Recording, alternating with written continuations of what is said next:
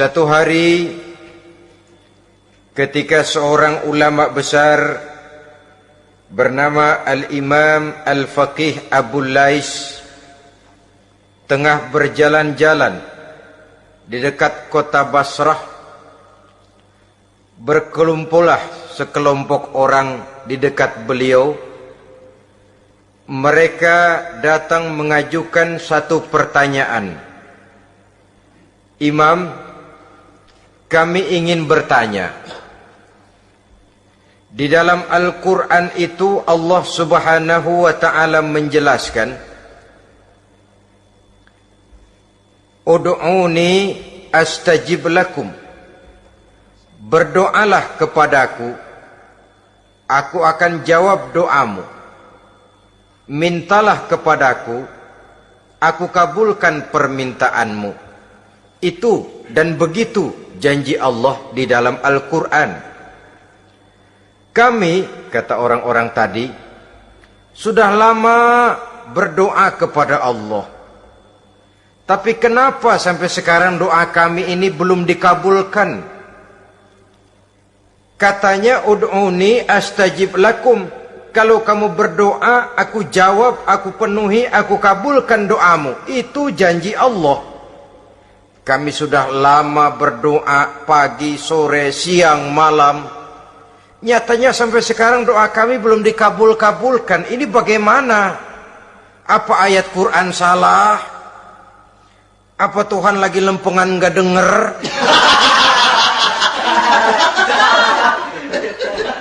Apa doa kami yang terbalik? Kelihatannya sepele saja ini. Doa tidak didengar oleh Allah. Permohonan tidak dijawab, tidak dikabulkan oleh Allah. Tapi sebenarnya kalau kita mau merenung, kemalangan apa yang paling besar dalam kehidupan ini, selain daripada kalau permohonan dan doa kita sudah tidak dihiraukan oleh Allah. Artinya hidup sudah tidak diopeni oleh Allah. Jangankan Allah, saudara-saudara, kita nggak diopeni sama mertua saja bingung. Ini mertua diem aja, kalau saya salah apa salahnya, kalau ada yang dikepengenin apa kepengenannya, boyak ngomong kenapa diem begitu. Ini tidak diopeni oleh Allah. Kemalangan apa yang lebih malang selain daripada kalau doa sudah tidak didengar oleh Allah. Itu sudah kemalangan yang paling malang, lebih malang dari kota Malang saya kira.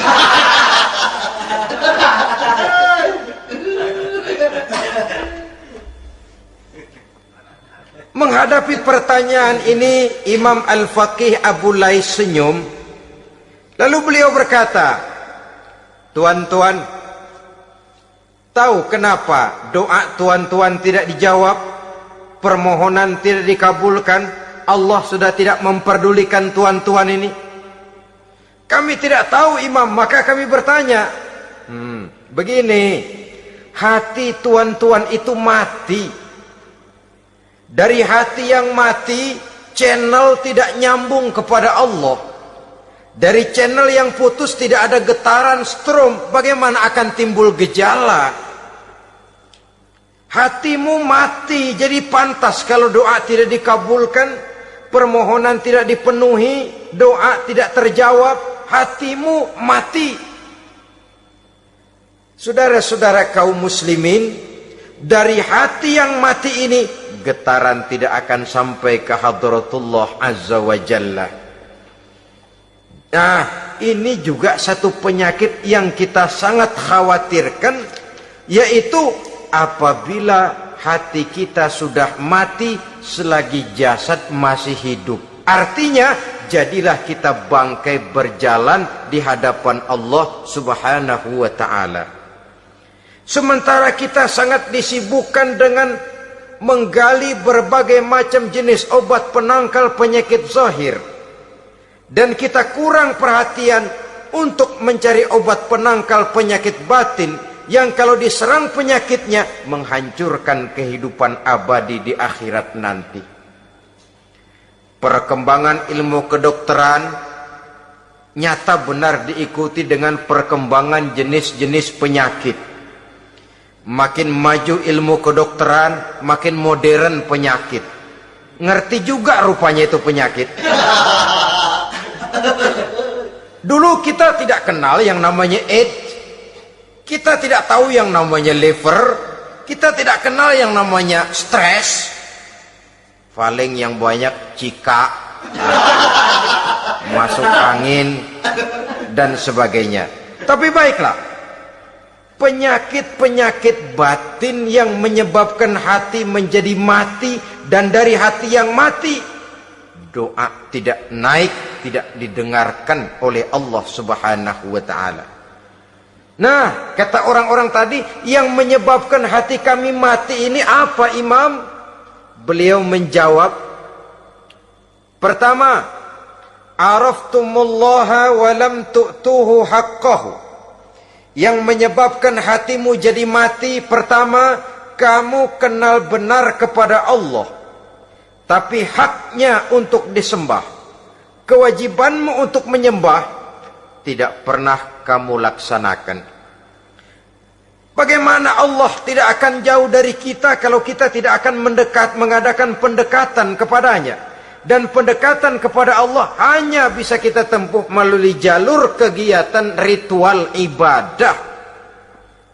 Allah akan terlalu jauh apabila kita hanya membicarakannya lewat filsafat dan renungan yang mendalam. Tapi Allah akan dekat dan terasa hadir dalam hidup apabila kita dekati ia dengan pelaksanaan ibadah kepadanya. Kamu kenal Allah, tapi hakmu untuk menyembah, kewajibanmu untuk menyembah, haknya untuk disembah, tidak pernah kamu laksanakan. Kalau soal Allah kita kenal bukan main. Bahkan tidak hanya kita mengajarkan kenal juga kepada anak-anak kita.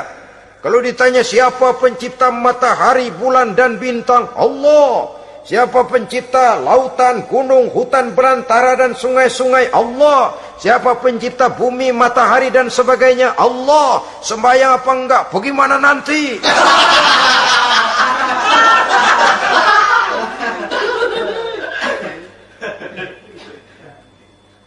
Tanpa pendekatan, Allah akan jauh. Apabila Allah jauh, maka doa tidak akan didengarkan olehnya. Oleh sebab itu, logika mengajarkan kepada kita, berpayahlah dulu, wa mal ladzatu illa ba'da ta'ab, inna ma'al usri yusra. Di balik kesulitan menunggu kemudahan. Nikmat baru akan terasa, kelezatan hidup baru akan terasa setelah kita jerih payah banting tulang peras keringat. Rasanya memang lebih nikmat sepotong singkong hasil cucuran keringat sendiri ketimbang roti dijejelin orang. Ini berarti kita ingin mohon pertolongan kepada Allah, sementara dengan Allah sendiri kita jauh. Sama saja dalam kehidupan kita analoginya, saudara-saudara. Orang tidak kenal kepada saudara, tahu-tahu jauh dari saudara, tahu-tahu datang mau minjem duit. Apa kesan saudara? Enak aja, kenal enggak, dekat enggak, datang-datang mau minjem duit. Emang duit percetakan bapak lu?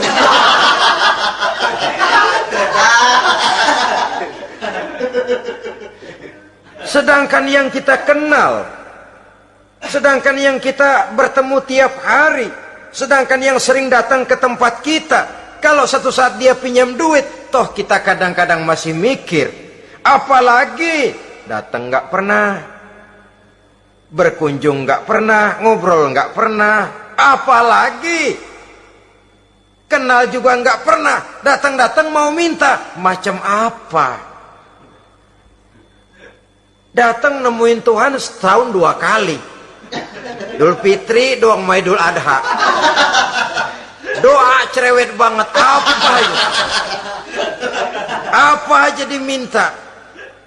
Saudara hadirin, Bagaimana doa akan kabul, permohonan akan dijawab? Jikalau kita jauh dari Allah, kita kenal Allah, haknya untuk disembah, kewajibannya untuk menyembah, tidak pernah kita laksanakan. Itu yang menyebabkan hati kita lalu menjadi mati. Padahal mengenal Allah, setelah mengenalnya, mengadakan pendekatan kepadanya melalui ritual ibadah yang dicontohkan oleh Rasulullah Sallallahu Alaihi Wasallam. Ini hal pertama yang menyebabkan hati jadi mati.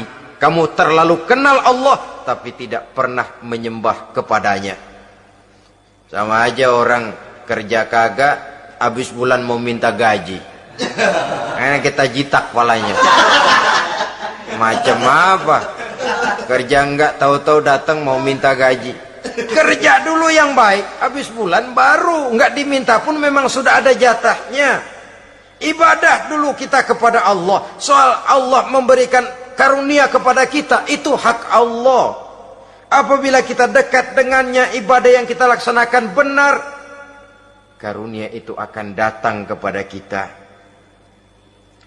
Saudara-saudara, yang kedua yang menyebabkan hati jadi mati, qara'tumul Qur'an walam ta'malu bih. Kamu baca Al-Qur'an tapi ajarannya tidak pernah kamu amalkan. Kamu baca Quran tapi isinya kamu injak-injak. Sehingga ada peringatan dari Rasul Sallallahu Alaihi Wasallam. Beliau bersabda, "Iza azzamat ummatid dunya wa fi riwayatin dinaron wa dirhaman nuzi'at minha haibatul Islam. Wa iza turikatil amru bil ma'rufi wan nahyu 'anil munkari hurimat 'alaihim barakatul wahyi. Wa iza tasabat ummati saqatat min 'ainillah." 3 peringatan keras tapi yang merupakan gejala penyakit kita umat Islam diperingatkan oleh Nabi kita. Pertama, iza azzamat ummatid dunya. Apabila umatku telah terlalu mengagung-agungkan dunia, apabila umatku telah jatuh menjadi umat yang materialistis, segalanya diukur dari sudut keduniaan saja, nuzi'at minha haibatul Islam, maka akan dicabutlah dari mereka kehebatan agama Islam. Hilang kehebatan Islam apabila kita jatuh menjadi umat pengagung dunia, penyembah materi. Nilai kita, keberadaan kita tidak dihargai orang lain. Orang memandang kita remeh saja. Orang Islam gak ada apa-apanya, bayar aja. Bisa dibeli, bisa diatur, bisa dikerjain, garap saja.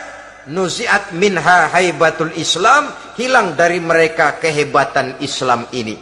Kenapa? Mereka telah mengagungkan dunia dan menjadikannya sebagai tujuan.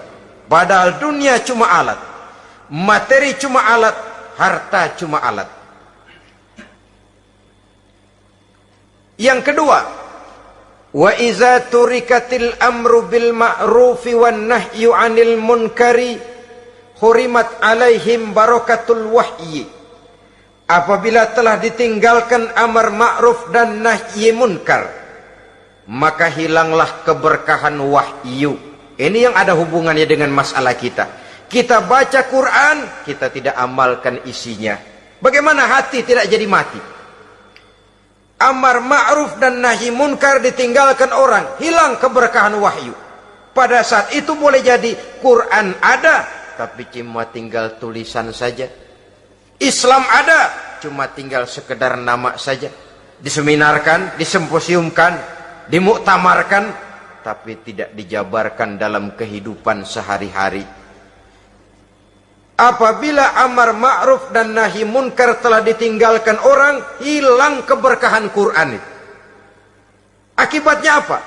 Apabila amar ma'ruf tidak lagi digalakkan orang, nahi munkar tidak dilaksanakan orang, lalu orang menilai sesuatu menurut seleranya sendiri. Mana yang ma'ruf, mana yang munkar, tidak ada lagi patokan utama. Kalau baik kata otaknya, dia kerjakan. Tidak baik menurut otaknya, dia tinggalkan. Agamanya adalah otak, berhalanya adalah akal.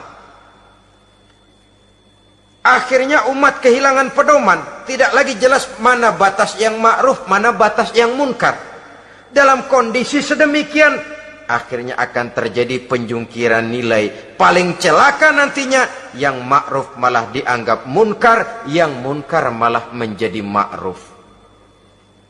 Peringatan ketiga dari Nabi, wa iza tasabat ummati saqatat min ainillah.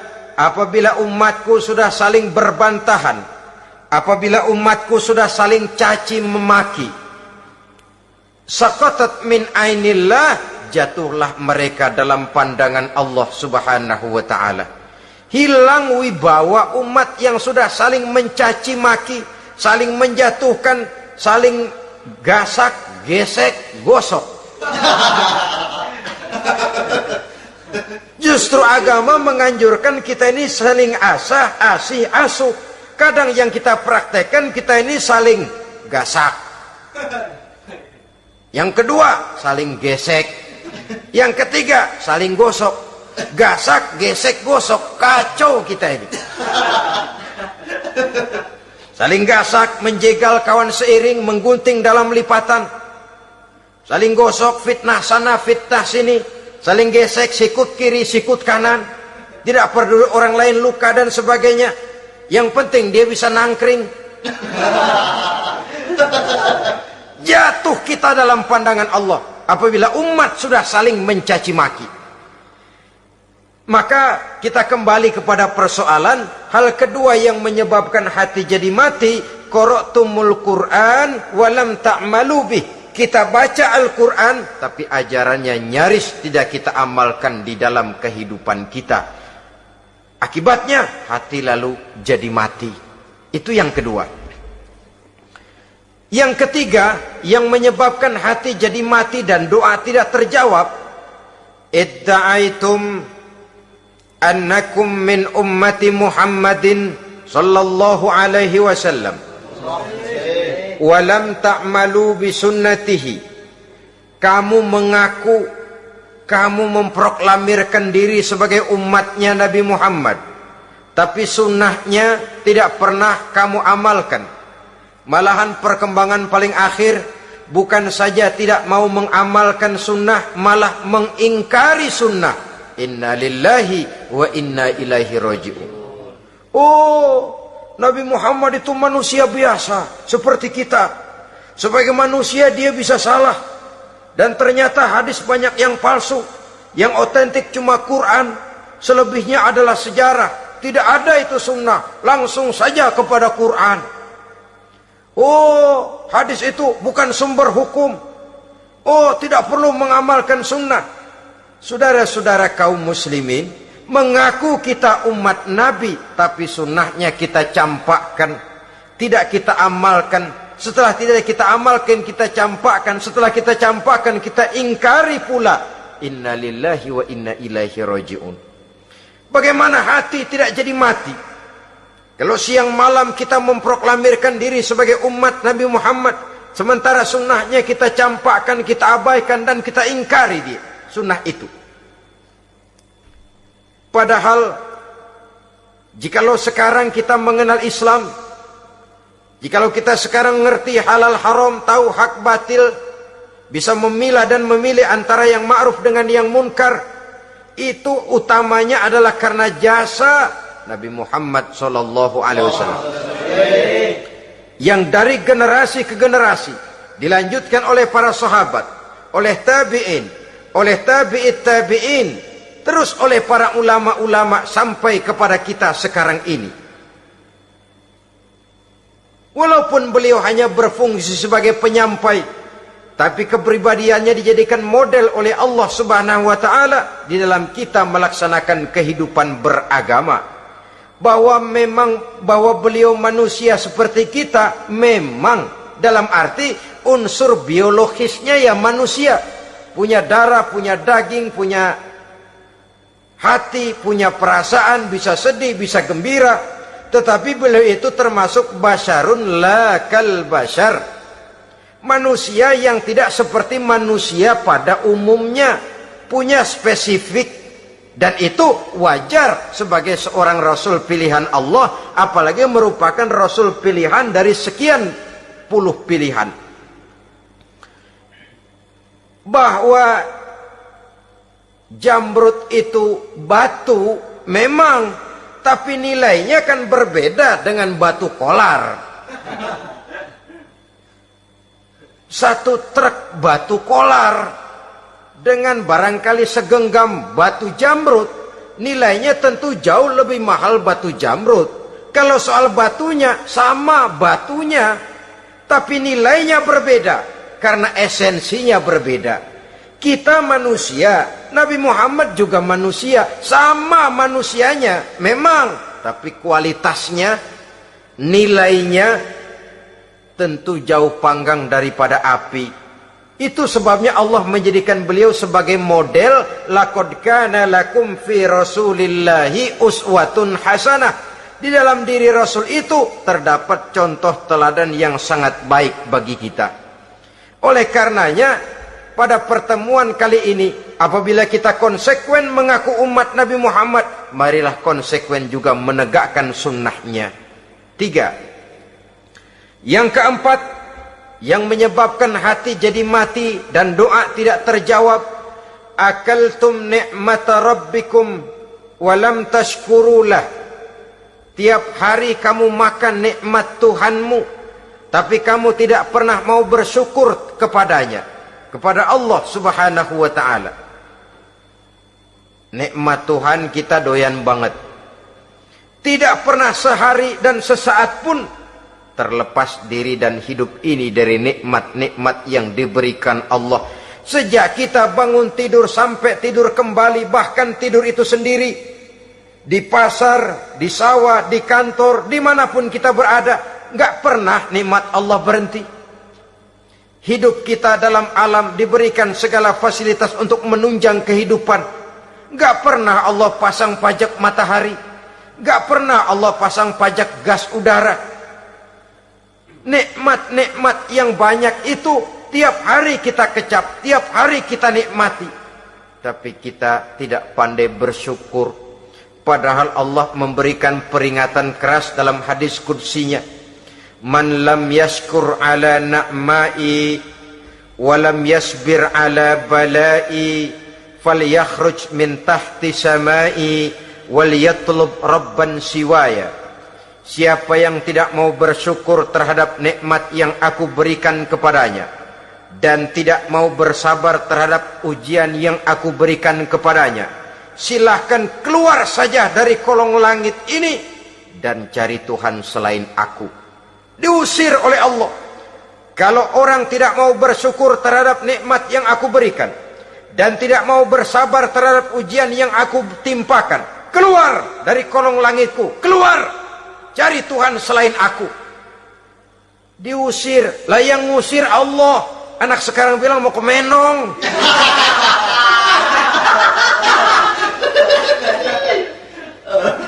Kalau diusir kita dari Jakarta, masih bisa pindah ke Bandung. Diusir kita dari Bandung, bisa pindah ke Jogja, Solo. Diusir kita dari Indonesia, bisa pindah ke Singapura, Malaysia. Diusir dari kolong langit, mau cari langit mana lagi? Kalau kau tidak mau mensyukuri nikmatku, tidak sabar terhadap ujian yang aku berikan kepadamu, keluar saja, keluar dari kolong langitku ini, cari Tuhan selain aku. Kalau istilah kita mah Tuhan, udah jengkel banget udah itu. Nikmatku, yang nikmat yang aku berikan kau makan, tapi kepadaku engkau tidak pernah mau bersyukur. Saudara-saudara kaum muslimin rahimakumullah, wajar. Kita dulunya tidak ada, sekarang ada nikmat. Susunan biologis manusiawi kita demikian cantik, nikmat. Tinggal di bumi, fasilitas yang kita perlukan disediakan, tinggal kita, kemampuan kita mengelolanya. Nikmat. Diberikan kita otak yang membedakan kita dengan binatang, nikmat. Diberikan kita agama, diutus para rasul untuk jadi model dalam kehidupan kita, nikmat. Kalau cara kita emang kurang apa sih? Apa yang kurang, hai manusia? Engkau tidak ada, aku adakan. Kalau aku perintahkan kau tinggal di bulan, mungkin kau tidak akan sanggup hidup. Begitu lahir juga kelepek-kelepek habis. Ya nggak ada HO2 toh di bulan. Mau ngisap apa? Aku tinggalkan kau, aku perintahkan tinggal di permukaan bumi. Alamnya indah, fasilitas serba menunjang. Nikmati semuanya, semuanya untuk kamu, semuanya. Satu pintaku, syukuri nikmat yang aku berikan kepadamu. Ya bukan cuma syukur dalam ucapan, syukur dalam perbuatan. Banyak nikmat yang diterima, makin banyak dia sujud, makin banyak dia ruku, makin banyak dia mengadakan pendekatan kepada Allah. Syukur dalam artian berupa tindakan dan perbuatan, mempergunakan nikmat sesuai dengan kehendak yang memberikan nikmat itu sendiri kepada kita. Saudara-saudara kaum muslimin rahimakumullah, ini penyakit yang keempat. Kamu makan nikmat Tuhanmu, tapi kamu tidak pernah pandai bersyukur kepadanya, mensyukuri nikmat yang diberikan tadi. Bagaimana hati tidak jadi mati? Kita sibuk mempersolek jasmani, mencari obat penangkal penyakit zahir. Maka yang ramai di zaman sekarang, saudara lihat, salon, fitness, senam, macam-macam jenis. Tidak ada salahnya dan tidak ada jeleknya. Tapi kalau itu sampai melupakan kita kepada memperindah batin, memperbaiki jiwa, artinya bukankah kita perlahan tapi mempersiapkan diri menjadi bangkai berjalan di hadapan Allah.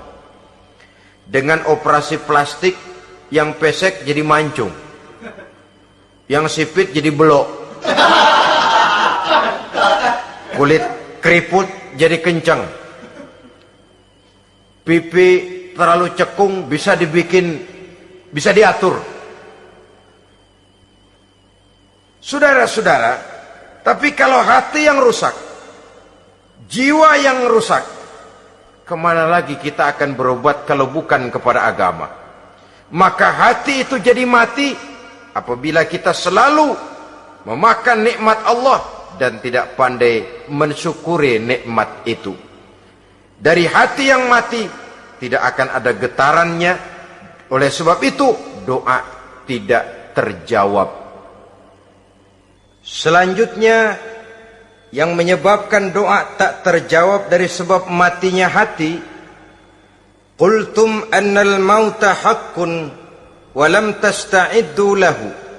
Kamu berkata, kamu yakin bahwa mati adalah sesuatu yang benar, tapi kamu tidak pernah punya persiapan untuk mati. Padahal menurut logika, orang yang akan bepergian jauh tentu dia harus mempunyai bekal yang cukup. Semakin jauh jarak perjalanan yang akan ditempuhnya, semakin banyak perbekalan yang harus dibawanya. Dahulu, seketika beberapa jamaah dari Yaman akan melaksanakan ibadah haji dengan nekat, mereka berprinsip, pokoknya kan berangkat haji jadi tamunya Allah, nanti Allah yang akan ngelayanin. Mereka nekat, modal badan doang berangkat.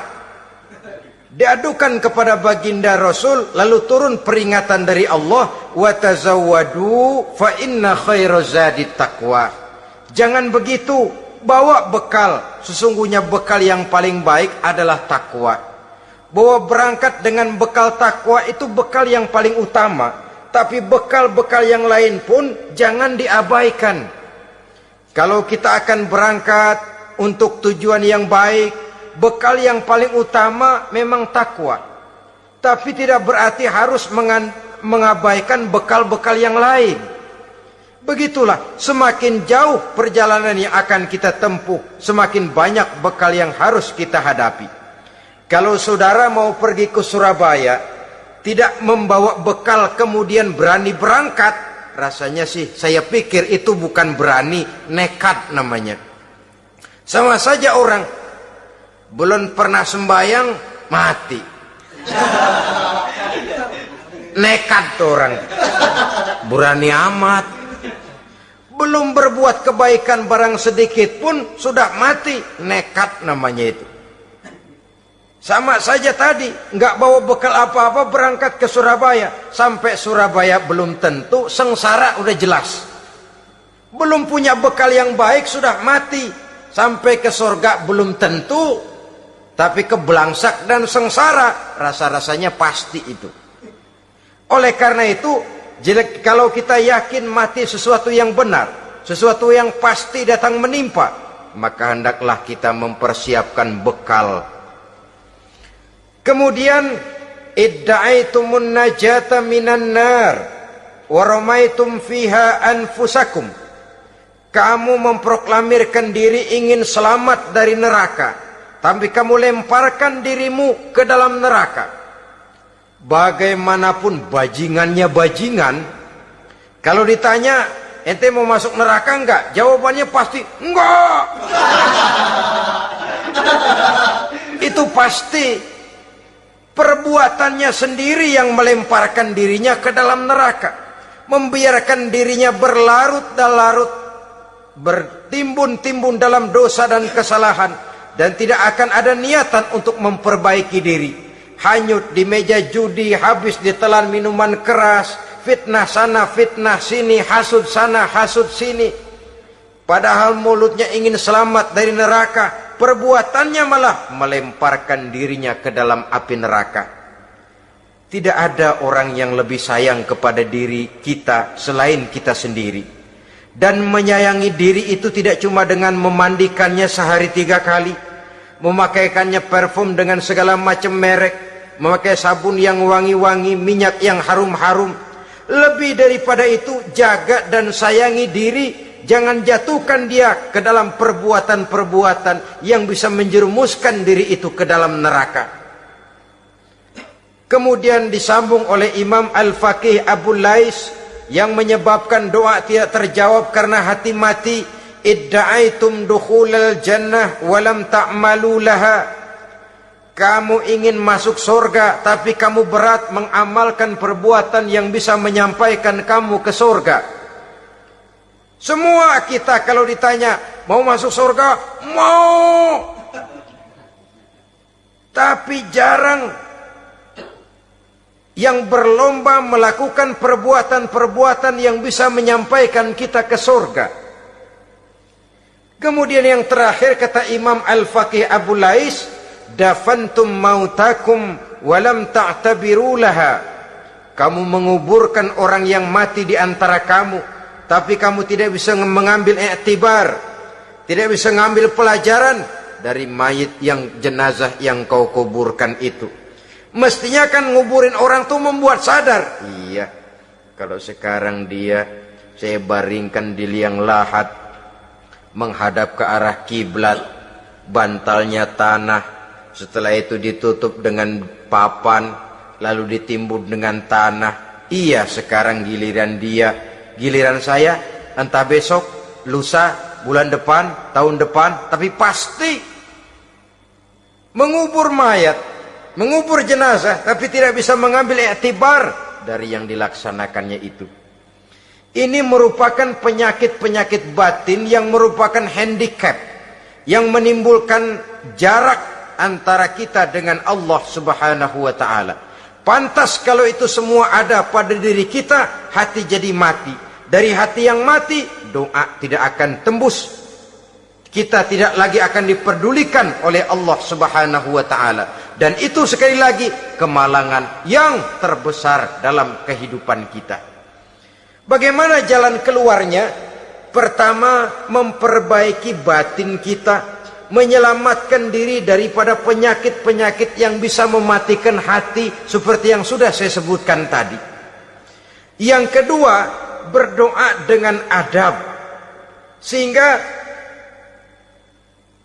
Tata cara di dalam kita bermohon kepada Allah Subhanahu wa taala dibicarakan secara khusus oleh Al-Imamul Ghazali dalam kitab Ihya beliau yang disebut adabud doa. Adab di dalam kita melaksanakan doa kepada Allah Subhanahu wa taala. Setelah batin ini bersih dari penyakit-penyakit hati yang bisa menyebabkan hati jadi mati, berdoalah kita kepada Allah. Bagaimana adabnya? Kata Imamul Ghazali rahimahullah, yang pertama hendaklah ia di dalam berdoa itu memilih waktu yang mulia. Minal awqatis syarifah, kata beliau. Memilih waktu-waktu yang punya nilai mulia. Ramadan dalam 1 tahun, Jumat dalam tiap minggu, sepertiga malam yang akhir pada setiap hari. Waktu-waktu yang punya nilai mulia. Walaupun misalnya saudara berdoa pada hari Kamis, tidak ada halangannya Allah mau kabulkan. Ini tidak berarti bahwa kalau sudah berdoa hari Jumat lalu hari Kamis tidak mau berdoa, tidak. Lebih memilih mengintai waktu-waktu yang punya nilai mulia. Lailatul Qadar sekali dalam setahun. Waktu-waktu yang punya nilai mulia. Logikanya begini, saudara-saudara. Kalau kita datang ke rumah seseorang, tujuan utama kita minjem duit, yang paling pertama kita perhitungkan tanggal berapa nih? Kan itu toh, tanggal berapa? Kalau tanggal 20 atuh minjem duit, orang lagi ngap-ngapan, boro-boro dia bisa minjemin, dia sendiri mungkin lagi pusing. Kita lebih dulu kita amatin tanggal berapa nih? Yang enak sore apa siang? Jam 2. Jam 2 dia baru pulang dari kantor, tapi giliran tidur. Kalau dia tidur dibangunin datang mau minjem duit, kagak dimaki-maki sudah kebagusan deh. Kan kita lihat waktunya, timingnya kata orang sekarang. Tanggal berapa, sore apa malam, apalagi gulem apa terang bulan. Itu semua sudah kita atur sedemikian rupa, memilih waktu. Yang kedua kata Imamul Ghazali, memilih keadaan yang istimewa. Kalau tadi soal waktu, yang kedua soal keadaan. Ada situasi-situasi di mana doa itu diijabah oleh Allah Subhanahu wa taala. Di antaranya kata Imam Abi Hurairah, "Inda zahbis sufuf fi sabilillah." Pada waktu mengatur barisan perang membela agama, di situ doa kabul. Inda nuzulil ghais, ketika turun gerimis, di situ doa makbul.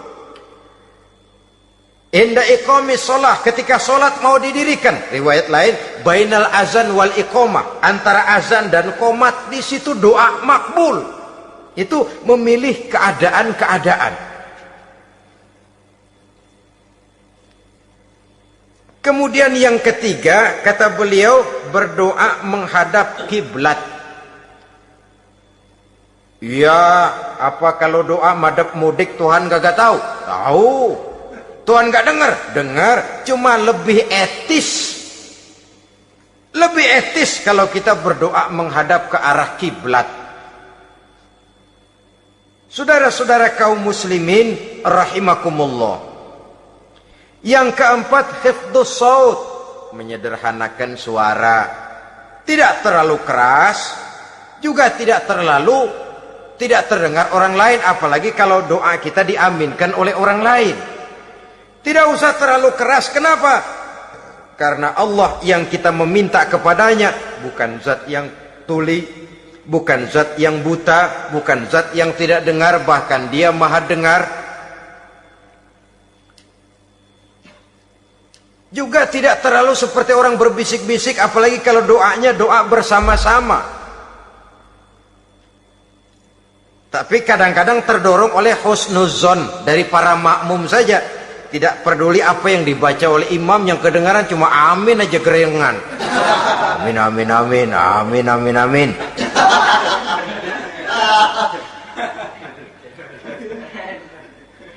Juga tidak terlalu keras seperti orang berdoa, seperti orang pidato.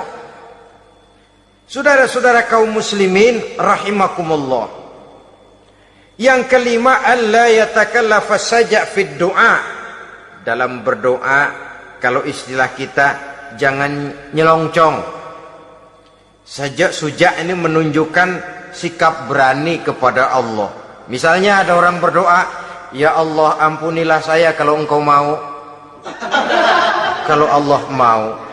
Kasihanilah saya ya Allah kalau engkau mau. Itu doa orang songong. Atau sama saja, ya Allah berilah saya rezeki dikit aja. Emang kenapa pakai begitu?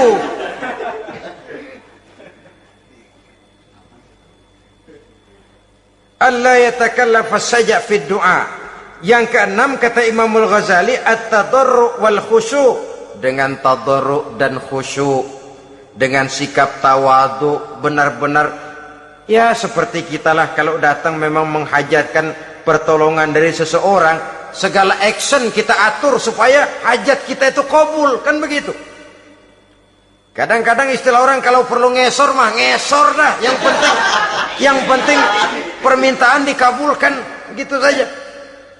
Kita lihat sekarang ini, ramai orang bicara soal film-film Parno. Kelihatannya pendatang-pendatang baru, pokoknya asal bisa main dah, bugil ya bugil dah. Yang penting nyohor, bisa tampil. Walaupun dalihnya semua sama, mula-mula cuma iseng. Adegan panas bagaimana? Kalau tuntutan skenario apa boleh buat? Apa boleh buat? Emang nggak bisa milih.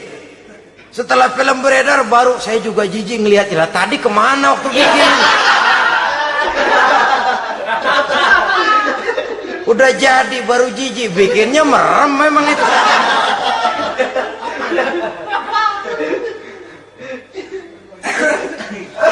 Tapi ada satu analogi, asal bisa main, asal bisa tampil di layar, apa saja jadi taruhan sudah. Bugil ya bugil dah, nggak soal dah, pokoknya bisa main, tampil, nyohor, masuk koran. Udah seperti kata-kata orang Arab, bul ala zamzam fatu'raf. Kalau pengen terkenal kencingin sumur Zamzam. Artinya apa? Bikin yang aneh-aneh, yang orang nggak kerjain, ntar ngetop. Yang ngetop lempengan jeleknya. Sumur Zamzam dikencingin, kan nyohor itu. Sedunia orang kenal. Kenapa? Gila. Saudara-saudara kaum muslimin rahimakumullah, sangat kita sayangkan kalau lalu orang berlomba-lomba dengan cuma modal paha mulus, wajah cantik, dia mauin apa saja mau lalu bisa tampil.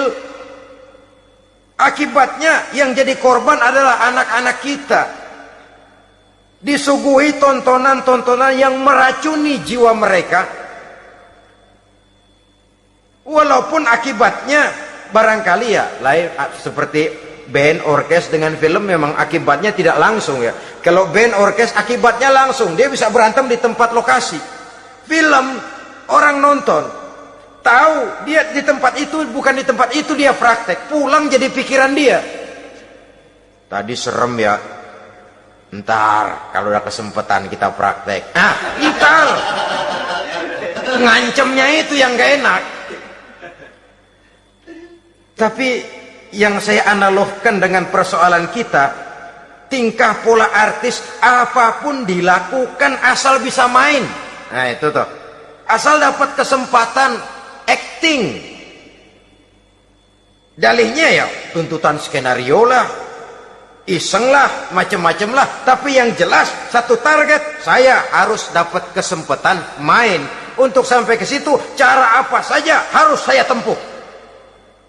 Tidak peduli harus menginjak-injak norma dan budaya bangsa yang luhur. Tidak peduli harus bertentangan dengan kaidah agama. Tidak peduli hasilnya meracuni umat masyarakat, terutama generasi muda. Yang penting kan ngetop. Saudara-saudara, baiklah ya, itu soal lain. Tapi soal kita ialah at-tadarru wal khusyu'. bermohon kepada Allah dengan tadarru', khusyuk dan tawadhu. Seperti kalau kita mau bermohon kepada seseorang, kita merendahkan diri. Pak, saya memang orang gak mampu, Pak. Utang saya udah selebar kampung, Pak. Anak udah 16 seperempat. Apa saja kita meratap, menghibah, mengeluh, merintih, ujungnya kan yang penting gue minjem duit dapat dah. Apa kayak diomongin, pokoknya pulang bawa duit, itu saja. Itu strategi manusiawi. Kalau ini kita adakan konteks, oh iya, kepada Allah lebih lagi kita tadarru', khusyuk, tawadhu. Doa dengan tawadhu, sebab kita akan bermohon kepada yang serba maha. Menghadap ke arah kiblat, duduk bertafakur dengan khusyuk, tawadhu. Jangan doa sembari tolak pinggang.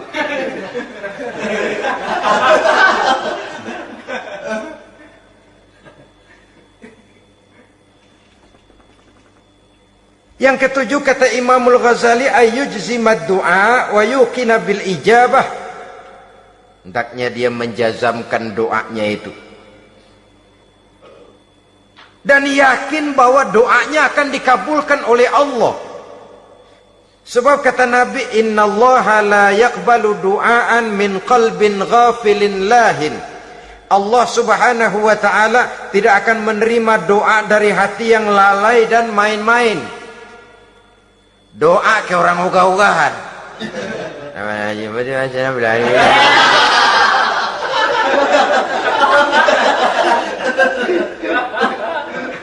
Kali malaikat nyongok dong, lu minta apa lu?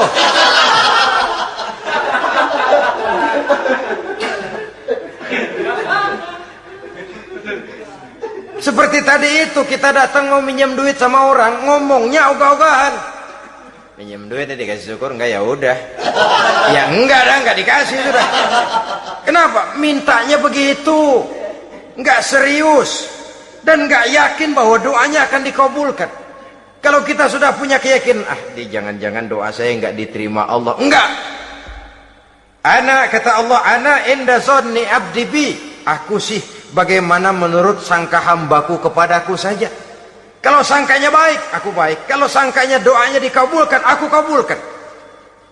So itu doa harus dengan pasti dan harus dengan yakin doa itu akan dikabulkan dan meluruskan harapan, membenarkan cita-cita, meluruskan maksud apabila doa itu dikabulkan oleh Allah Subhanahu wa taala. Saudara-saudara, oleh karenanya jangan doa setengah hati. Jangan berdoa sambil main-main. Apalagi menghadap kiblat dengan dua tangan terangkat sebagaimana dicontohkan oleh Rasulullah sallallahu alaihi wasallam. Bahwa berdoa tanpa mengangkat kedua tangan pun Allah tahu, Allah dengar, tapi kelihatannya kurang serius. Seolah-olah terserah dah Tuhan, mau dikasih ya kasih, enggak ya udah. Seolah-olah kita tidak serius dalam berdoa. Kemudian yang berikutnya, kata Imamul Ghazali, ayyaftatahad du'a bi zikrillah fala yabda'u bisu'al. Hendaknya dia mulai berdoa itu dengan menyebut nama Allah, berzikir kepada Allah, fala yabda'u bisu'al, jangan langsung memulai dengan permintaan. Ini tata krama etisnya. Sama juga orang kirim surat, salam sejahtera kami haturkan, padahal mah nggak ada itu juga nggak apa-apa. Itu kan maksud mukaddimah saja. Besar harapan kami semoga Bapak dan sekeluarga di sini pun berada dalam keadaan sehat walafiat. Selanjutnya kami telah dengar dari berbagai teman tentang kedermawanan Bapak, tentang bantuan Bapak di berbagai bidang yang menyangkut sosial pendidikan. Sehubungan dengan itu maka kami bermaksud mengajukan permohonan. Baru masuk itu mah 15 kalimat kesonoin, urusan lain. Intinya sehubungan dengan itu kami bermaksud memohon kepada Bapak. Kita mulai, salam sejahtera kami haturkan, bersama ini pula kami, macam-macam lah. Sama juga seperti tadi itu. Kita datang mau minjem duit. Datang karena kita tahu datang habis bulan. Malam terang bulan. Udaranya sejuk. Ngobrol lah kita. Dapat teh. Apa kabar Pak? Baik. Aduh Bapak sih untung dah Pak. Kayak pemurah lagi.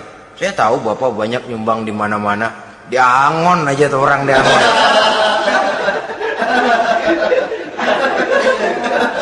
Kira-kira udah mau telap aja baru dikedat. Ngomong-ngomong Pak. Nah, mulai nih kalau udah ngomong-ngomong, ngomong dah tuh mulai. Baru masuk. Jadi etisnya berdoa itu dimulai dengan zikrullah. Karena itu umumnya dimulai dengan Alhamdulillahi Rabbil Alamin. Kita puji dulu Allah. Alhamdulillahi Rabbil Alamin. Hamdan yuwafi ni'amahu wa yukafi'u mazidah. Kita puji dulu Allah. Seperti orang tadilah. Kita puji dulu kebaikannya. Walaupun pada akhirnya kita minjem duitnya. Ya, sebenarnya Allah nggak perlu dipuji toh. Dipuji atau tidak Allah tetap termulia. Ini etis manusia. Allah tidak berharap untuk dipuji oleh manusia. Allah tidak untung seluruh alam memujinya. Manusia mau memuji atau tidak itu urusan manusia sendiri. Allah tidak minta untuk dipuji. Allah juga tidak gila kepada pujian. Kalau kita memulai doa dengan pujian, etis kita kepada Allah Subhanahu wa taala di dalam kita bermohon kepadanya. Saudara-saudara kaum muslimin rahimakumullah. Kemudian menyesuaikan doa dengan kondisi. Ini termasuk syarat batin ya, taubat, waraddul mazalim kata Imam Ghazali, menolak segala macam kezoliman. Artinya kalau berdoa itu tahu diri. Kalau gaji kita sebulan 700 atau 800 900 ribu, berdoa minta rezeki 1 juta, itu tahu diri namanya. Kan cuman kurang 100 ribu. Ya, kalau kerja kagak minta gajian 1 juta. Pengen doa dikabulkan, rasanya secara etis nggak tahu diri orang berdoa seperti itu. Orang datang mau minta duit, mau pinjam duit kepada kita, kan kita lihat kira-kira mampu ngembaliin nggak nih orang. Kita lihat, kita evaluasi kemungkinannya. Lalu si yang minjem tentu tahu diri. Kalau memang kekuatannya ngembaliin tidak seperti kekuatannya mulangin, hendaknya dia timbang rasa. Begitu juga kepada kita etisnya kepada Allah Subhanahu wa taala. Tahu diri, menyesuaikan doa dengan keadaan. Kalau tidak ada gap terlalu jauh panggang daripada api, nanti nasibnya bagai si pungguk merindukan bulan. Apabila adab-adab di dalam berdoa ini kita perhatikan, sejak dia dari adab yang zahir sampai kepada adab yang batin, kemudian penyakit-penyakit yang membuat hati itu jadi mati, maka insya Allah doa kita dijabah oleh Allah Subhanahu wa taala. Dalam Al-Baqarah ayat 186 Allah Subhanahu wa taala menjelaskan, wa iza sa'alaka ibadi anni fa inni qarib ujibu da'watad da'i iza da'ani falyastajibu li wal yu'minu bi la'allahum yarshudun. Apabila hambaku bertanya kepadamu Muhammad tentang aku, kata Allah, fa inni qarib, katakan kepadanya aku dekat sekali dengan mereka. Ujibu da'watad da'i iza da'ani, aku akan jawab, aku kabulkan permohonan orang-orang yang berdoa kepadaku. Falyastajibuli wal yu'minu bi, maka hendaknya mereka juga menjawab panggilanku atas dasar iman kepadaku. La'allahum yarshudun, semoga dengan ini mereka kelak mendapat petunjuk. Saudara-saudara, Al-Baqarah 186 ini dengan nyata menjelaskan kepada kita, Allah akan menjawab doa, mengabulkan permohonan apabila kita falyastajibuli wal yu'minu bi, juga menjawab panggilan Allah atas dasar beriman kepadanya. Logikanya tadi itu, araftumullaha wa lam tu'tuhu haqqahu. Kita tidak pernah mau menjawab panggilan Allah sementara kita berharap doa kita dijawab oleh Allah. Apa enggak pincang? Apa enggak berat sebelah? Panggilan Allah kita berat memenuhinya, sementara kita sangat berharap agar permohonan kita, seruan kita dikabulkan oleh Allah. Menjawab panggilan Allah atas dasar beriman kepadanya. Kenapa? Ada orang menjawab panggilan bukan berdasarkan iman, tapi karena target lain. Datang sembahyang Jumat paling dulu, target utamanya pulang juga paling dulu nyabet sendal, nyabet sepatu. Menjawabnya iya, tapi tidak karena iman. Jadi apabila kita rajin menjawab panggilan Allah atas dasar beriman kepadanya, maka seruan, permohonan, doa niscaya dikabulkan olehnya.